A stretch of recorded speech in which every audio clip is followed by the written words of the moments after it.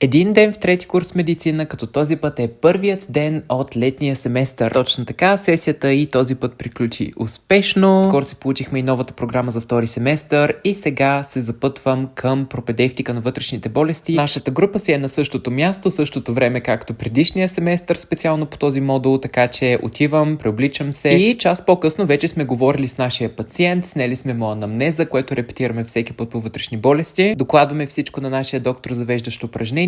След което хайде цялата група в автобуса, отиваме на лекция по патофизиология. Но преди това имахме малка дупка в програмата, така че аз и моята колежка се отбихме до парка до университета, за да си седнем на една пейка на слънчице, да си хапнем. След което близо 2 часа лекция и отидохме у нас, където аз бях нагостен с чизкейк, който моята колежка беше направила. Тя после отиде нощна смяна на работа, аз останах вкъщи и започнах да си плета нещо, което ще е подарък за моята сестра. Можете ли да познаете какво? Оставете ми коментар и когато го направя ще ви покажа още бонус точка, ако прилича.